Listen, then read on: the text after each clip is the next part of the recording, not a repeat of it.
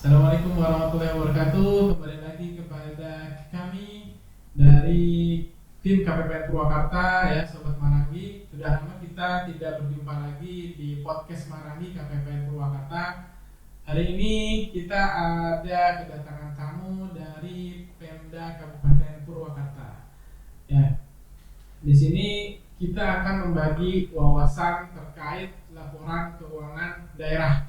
Di sini kita mengundang dari sumbernya, salah satu sumber yang ciamik ya, istimewa ya, yaitu Ibu Ella Jamilah.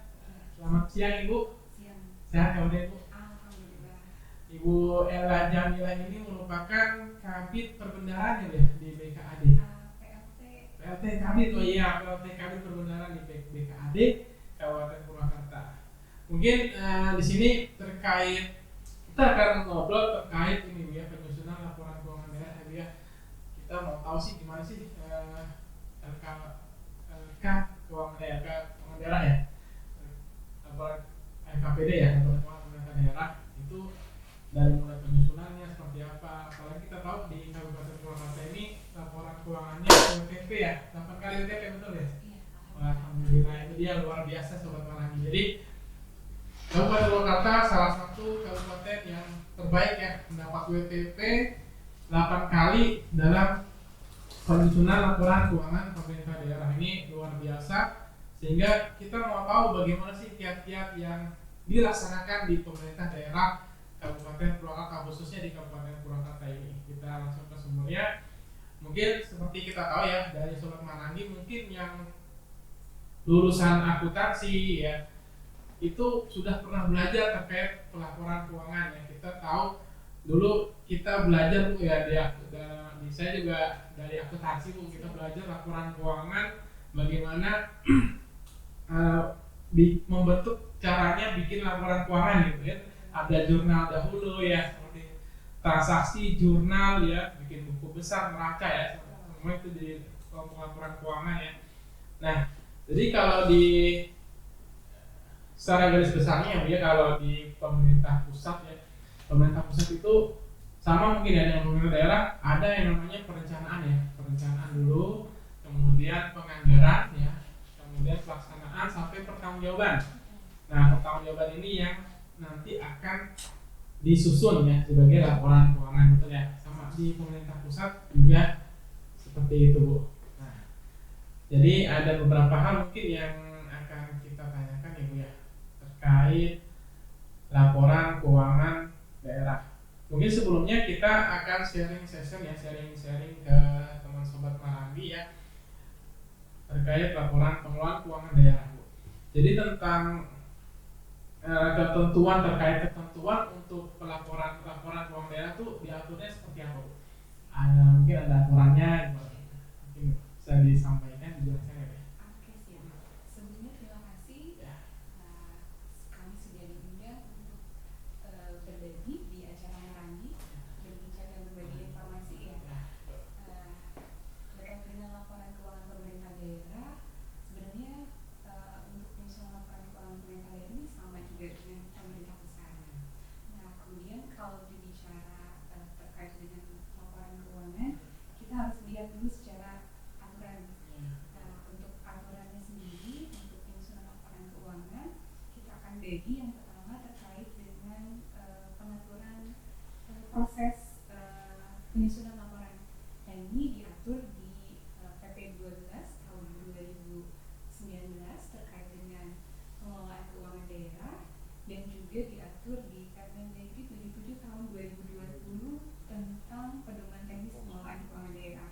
Ini yang proses tahapan penyusunan laporan keuangan, kemudian laporan keuangan yang disusun juga diatur di PP 12 dan PP 12 tahun 2019 dan juga Permendagri 77 tahun 2020. Kemudian juga secara penyediaan laporan keuangan ini juga sama halnya dengan laporan keuangan pusat. Untuk penyusunan laporan keuangan kami juga berpedoman pada standar akuntansi pemerintah. Nah, ini standar akuntansi pemerintah juga sama, dasarnya itu peraturan pemerintah nomor 71 tahun 2010 tentang standar akuntansi pemerintah. Nah, kemudian kalau untuk pemerintah daerah ini ada lagi yang namanya Permendagri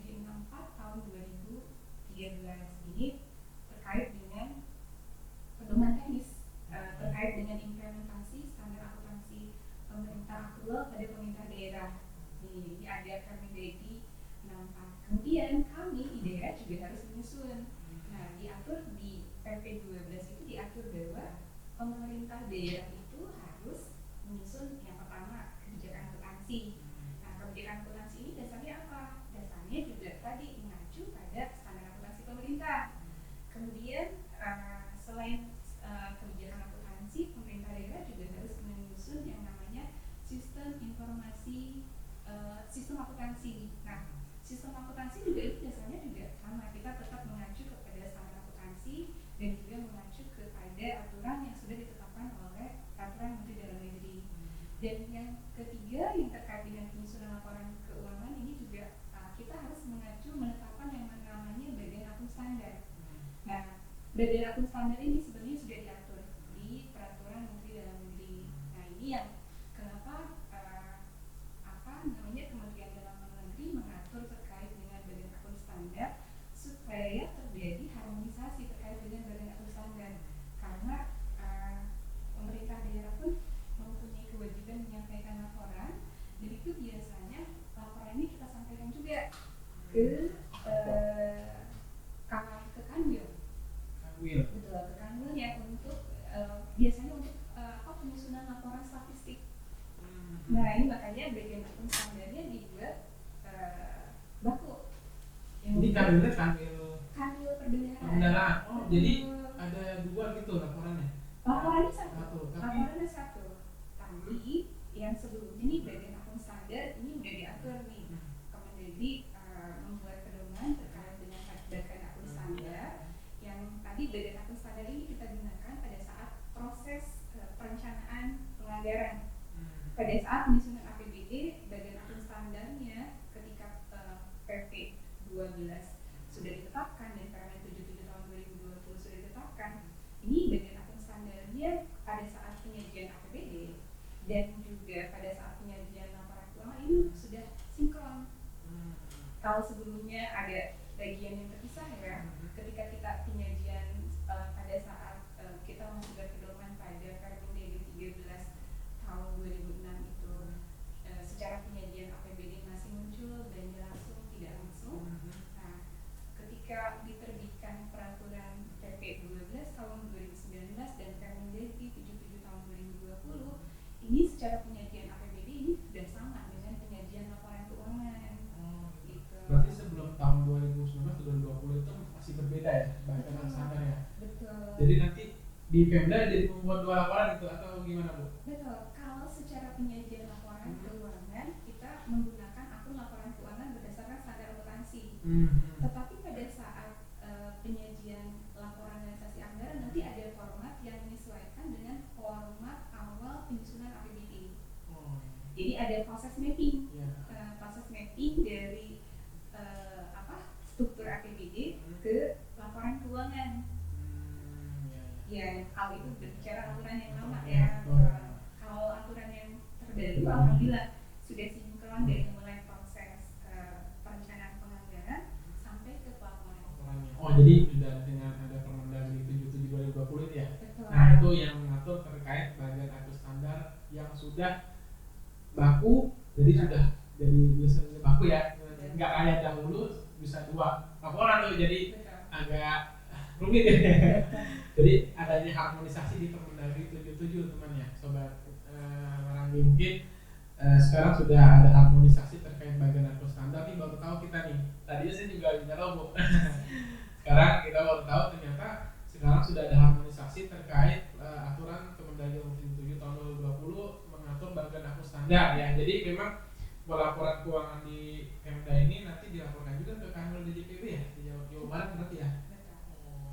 Jadi nggak hanya Satker aja sobat, jadi Pemda juga menyampaikan laporan ke Kanwil DJPB Jawa Barat ternyata. Biasanya kalau di Satker Bu, ya kita saling Satker di KPPS juga mereka membuat laporan keuangan namanya LKKL Bu, laporan keuangan Kementerian Lembaga.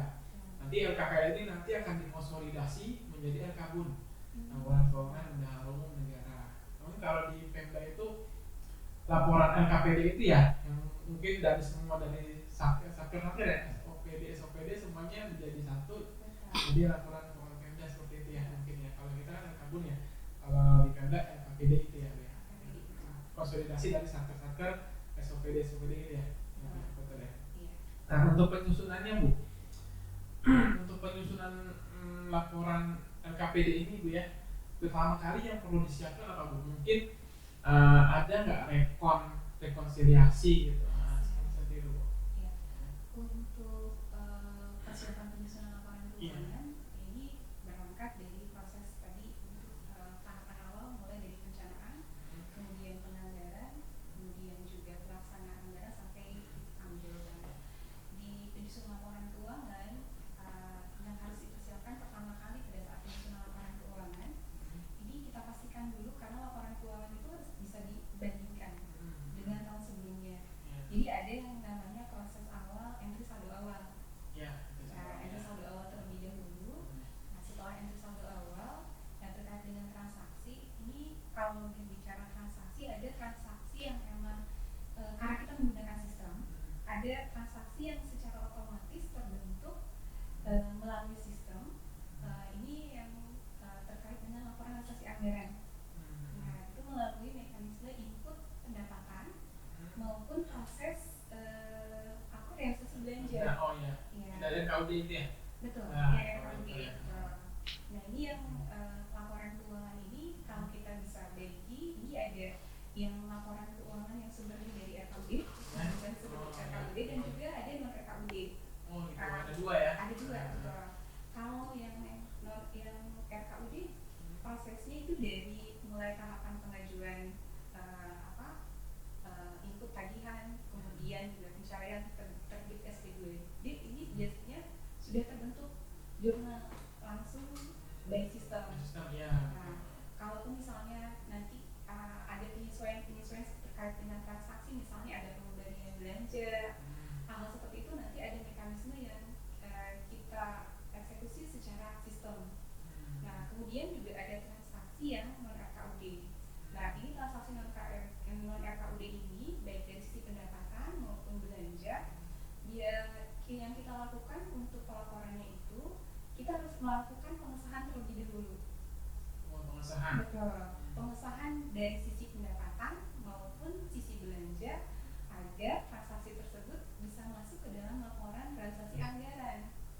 Itu konsolidasi gimana? Rekornya gimana? Kan ada yang sistem, ada yang manual ya, berarti ya. Itu untuk merekodnya gimana ya? Untuk merekodnya kita pastikan dulu ini karena ada beberapa kalau kita beli transaksi itu kan ada transaksi SKPD, Satuan Kerja Perangkat Daerah, dan juga transaksi SKPKD yang Satuan Kerja Pengelola Keuangan Daerah. Kalau SKPKD ini adanya di BKD.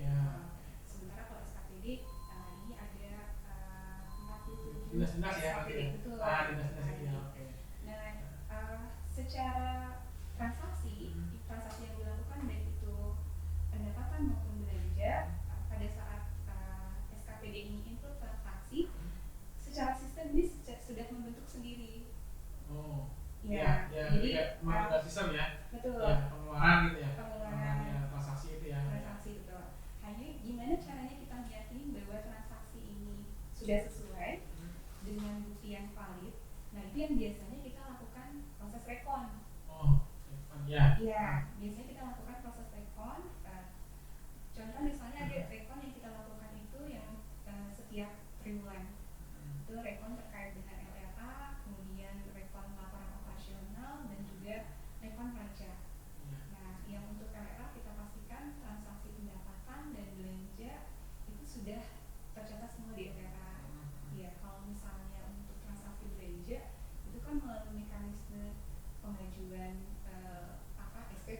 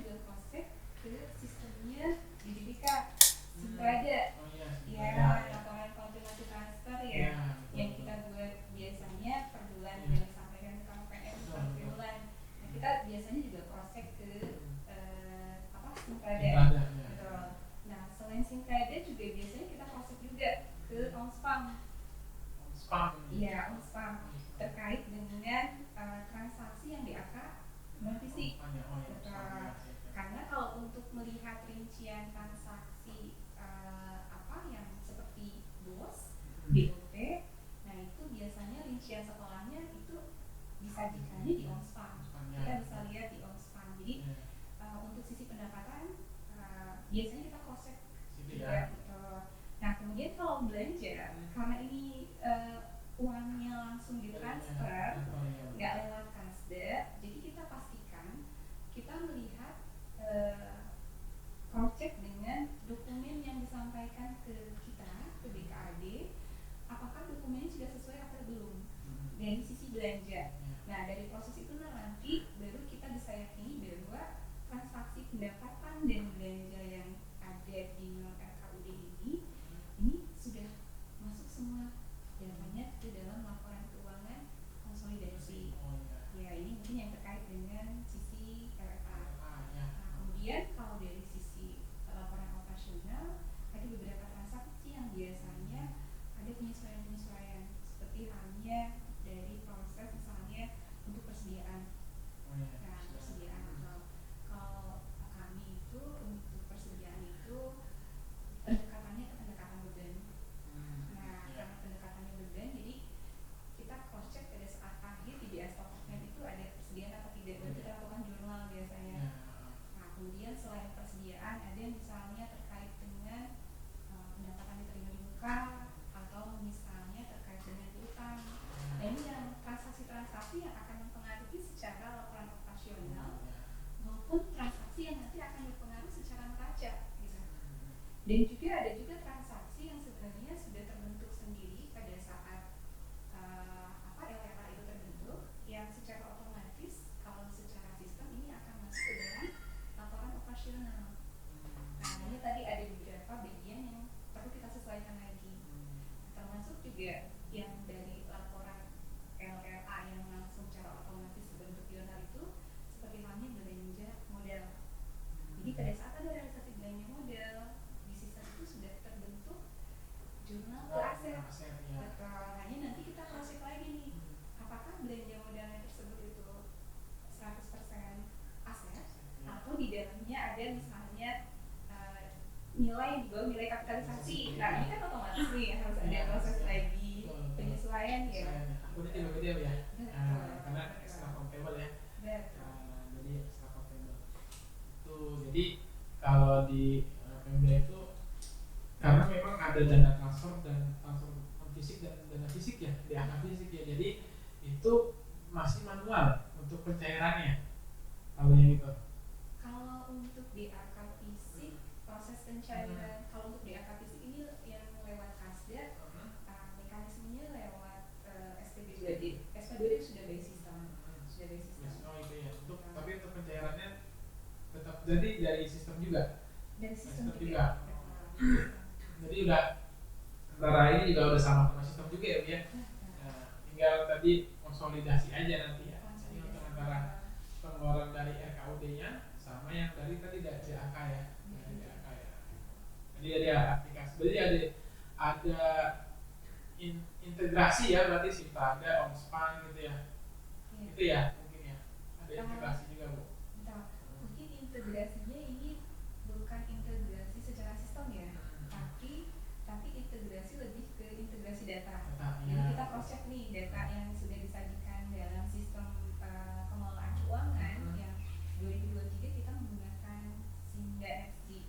Nah sementara yang 2024 ini kita menggunakan SIPDRI. Nah ini untuk transaksinya kita pastikan juga selain input transaksi yang ke sistem pengelolaan keuangan, kita pastikan juga cross check data yang ada di sistem misalnya sistem kalau untuk Sintrade di 2024 kan jadi SIKD ya.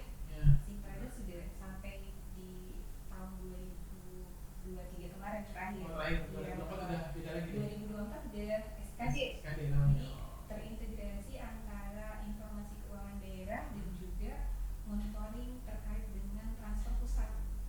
Di SIKD ini kita bisa lihat proses penyampaian informasi keuangan daerah dan juga kita bisa memantau terkait dengan proses transfer dari pusat ke daerah. Jadi secara terintegrasi hanya secara data saja ya, secara data saja. Memang kalau untuk aplikasinya masih belum ya. Mungkin kedepannya ada isu mau integrasi gitu di aplikasi Bu mungkin Bu. Siap. Ini mungkin ada yang kelewat. Ini integrasi, kalau integrasi antara SIPD dengan SIKD ini sudah Oh sudah. ada integrasi antara SIKD dengan Sindan itu juga sudah. Jadi ada kewajiban yang harus kami sampaikan terkait dengan informasi keuangan daerah yang data-data yang laporan harus kami sampaikan yang setiap bulan itu terkait dengan laporan transaksi anggaran, kemudian perkiraan belanja, posisi kas, dan juga DPH-FPH. Nah, karena sistemnya sudah terintegrasi, dari DJPK ini langsung bisa narik secara sistem, betul. Hanya mungkin satu yang masih secara manual itu terkait dengan input perkiraan belanja. Nah, ini dengan proses seperti itu tentunya membantu kami pada saat transaksi sudah diinput baik itu sisi pendapatan maupun belanja. Ketika proses integrasi ini sudah dilakukan, jadi otomatis kami tidak perlu lagi menyampaikan laporan secara manual atau upload data. Karena udah sistem tapi membentuk atau udah membentuk laporan gitu ya. Oh ya siap. Jadi memang ya mirip-mirip lah dengan di APBN ya dari kita juga seperti itu Bu. Sekarang laporan ya kita sudah menggunakan namanya aplikasi Sakti Bu. Jadi semua di Sakti Rekon Sakti gitu kan, nanti bentuk laporan juga sama Bu di aplikasi Sakti. Ya jadi memang untuk supaya laporan keuangan itu reliability ya, gitu. Nah itu memang harus bersistem ya kan. Kalau manual kadang kan ada error human Bu ya. Nah jadi mungkin inilah kemajuan teknologi ini yang membantu kita ya. Nah dengan adanya kemajuan teknologi ini kan kita bicara teknologi Bu. Kalau sebelumnya kan kita membuat laporan mungkin secara manual ya, bahkan tadi ada sebelum ada Permendagri nomor 77 ya, itu bikin 2 laporan tuh. Itu mau era ya. Itu buat karena adanya ketidaksinkronan kebukaan standar yang penting ya antara Pemda dengan kantor pusat ya dari APBN ya. Mungkin ya seperti itu kurang lebih itu kan menghambat ya. Kira-kira lebih condong enak yang mana ya? Sekarang dulu apa sekarang Bu? Kalau untuk pembuatan laporan keuangan gitu. Pembuatan laporan lebih mudah sekarang. Lebih mudah sekarang ya. Ya. Karena teknologi tadi ya. Karena paling mudah sudah by system gitu ya. Kalau by system nih Bu, kita bicara by system. Karena kan by system ini kan ada beberapa kan ada kita mau lihat teknologi yang maju Bu. Tapi memang dengan teknologi maju itu harus punya SDM yang lebih maju juga Bu. Nah kira-kira terkait teknologi yang sudah canggih ini Bu, kira-kira ada hambatan nggak Bu, kendala atau hambatan di lapangan terkait transaksi keuangan ini Bu di Pemda ini? Mungkin karena SDM-nya kurang mungkin. Nah, itu SDM-nya kurang mungkin ada beberapa kantor juga begitu, SDM-nya kurang atau banyak baby boomers ya. Jadi nggak tahu kurang karena baby boomers gitu, jadi nggak mau sudah sulit gitu untuk menerapkan teknologi yang semakin canggih semakin maju ini Bu. Mungkin kendalanya bisa disebutkan untuk di Pemda seperti apa Bu? Kendalanya kalau kendala laporan keuangan tadi sudah dibahas nih sebenarnya terkait dengan salah satunya juga dari sisi SDM dengan jumlah yang terbatas. Ini karena minimal kan kalau kita bicara penyediaan laporan keuangan berarti SDM ini harus paham terkait dengan penyusunan laporan keuangan. Kemudian juga pemahaman terkait dengan standar akuntansi. Karena ketika kita berbicara laporan keuangan tadi ada yang harus kita penuhi terkait dengan standar akuntansinya, kemudian juga sistem akuntansinya, juga terkait dengan bagian akun standar, dan juga yang kendala dalam penyusunan laporan keuangan ini kami rasakan di tahun 2023 ini terkait dengan transaksi non RKUD. Nah ini kalau transaksi RKUD dari awal kita sudah bisa kita bisa cross check nih. Kemudian untuk transaksi non RKUD karena tadi secara mekanisme uang nggak lewat kasda tapi langsung transfer, kita secara pelaporan ini benar-benar mengandalkan laporan yang dari SKB terkait. Nah kedalamannya seperti apa? Nah ini yang perlu waktu buat kita untuk proses verifikasi data gitu. Dan secara menu di sistem untuk transaksi dengan RKUD ini belum semuanya ada.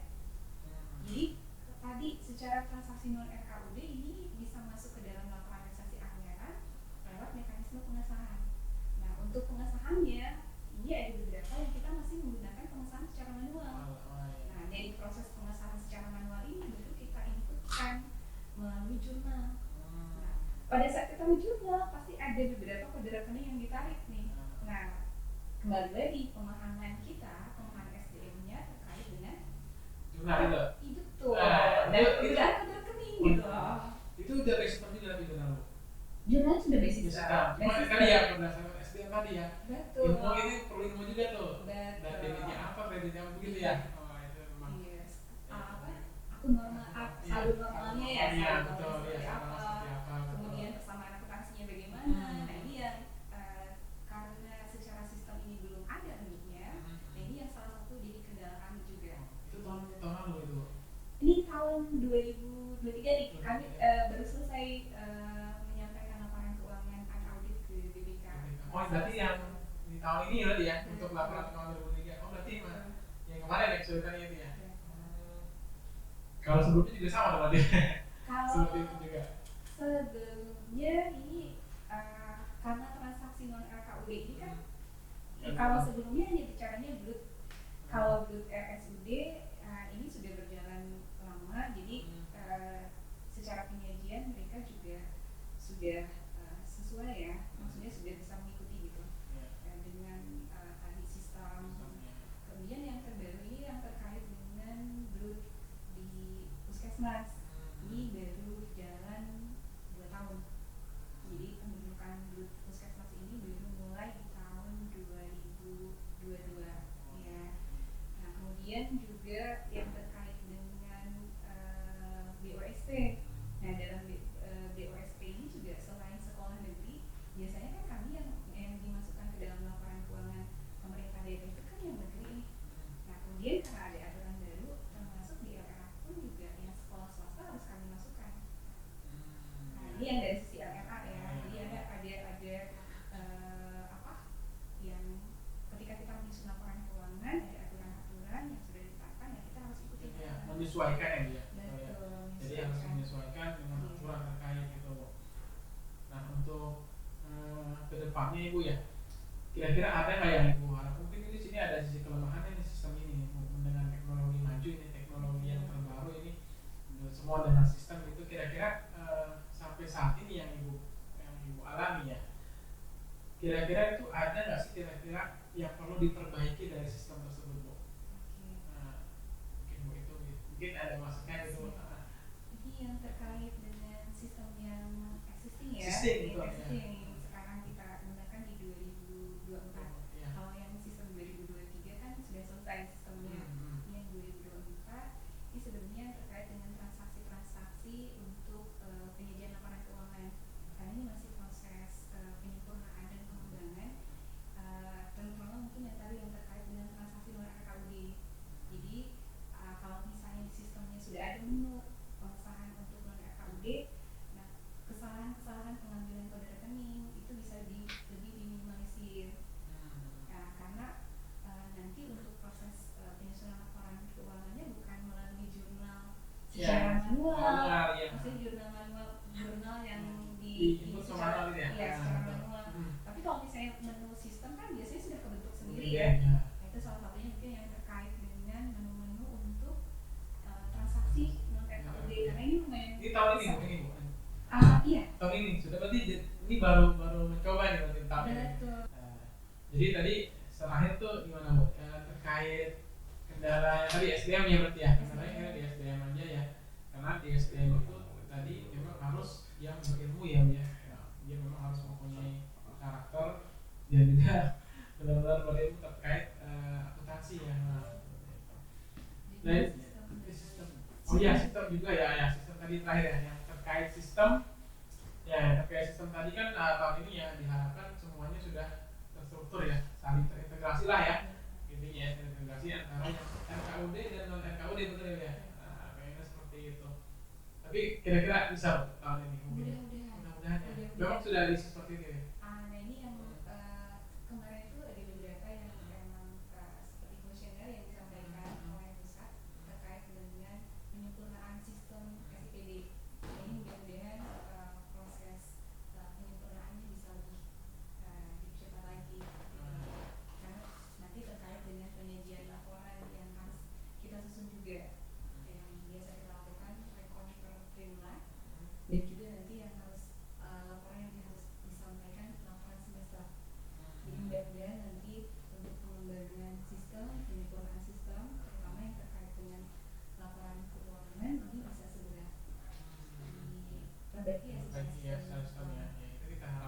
seperti itu ya, supaya bikin laporan keuangan nggak sesulit sebelumnya mungkin ya.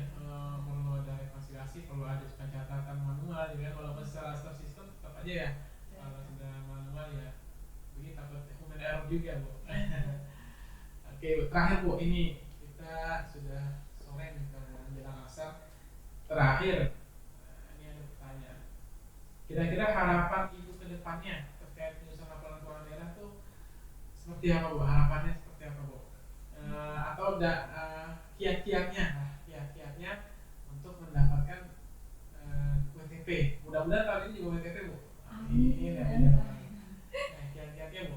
Iya. Untuk mendapatkan WTP. Kiat-kiat untuk mendapatkan opini WTP tentunya secara penyajian laporan keuangan kita harus berdasarkan pada standar akuntansi pemerintah.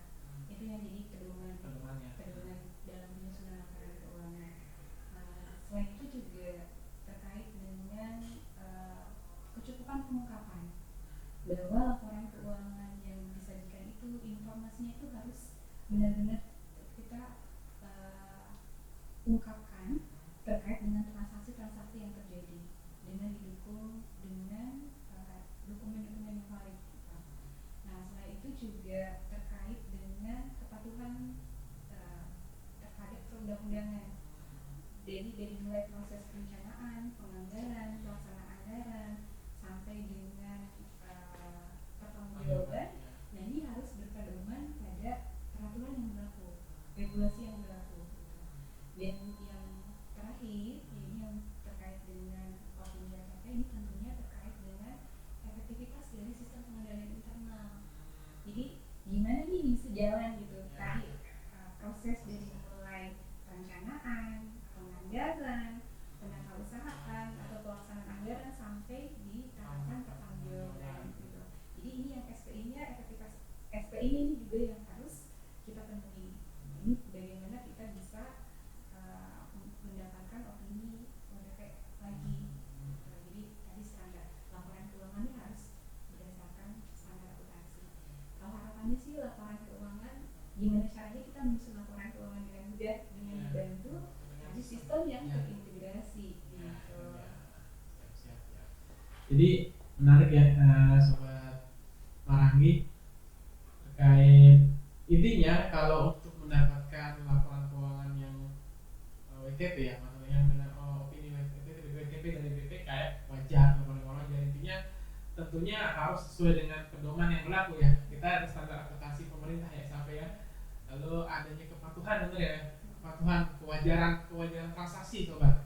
Kalau nggak wajar ya susah, nanti BPK akan terlihat tuh ya transaksi mana nih yang nggak wajar gitu ya, nggak ada sesuai dengan dokumentasi, nggak mungkin kalau belanja ada aplikasinya gitu ya. Kemudian SP2 ada SPM-nya sesuai nggak gitu ya. Kemudian sampai dengan tahapan pelaporan, wajar nggak, normal nggak, ada saldonya normal tidak gitu ya. Dari sisi akuntansinya, akun-akunnya sesuai tidak dengan akun standarnya ya tadi ya. Nah itu intinya seperti itu Sobat. Jadi memang harus sesuai dengan standar akuntansi ya untuk laporan keuangan. Kemudian harus patuh, dan terakhir SPI-nya Bu ya, pengendalian internal ya, efektivitas SPI. Nah ini juga perlu nih Sobat nih. Jadi kalau memang dari pengembalian internalnya aja kurang ya, jadi nanti juga akan kurang ya berarti nilainya ya.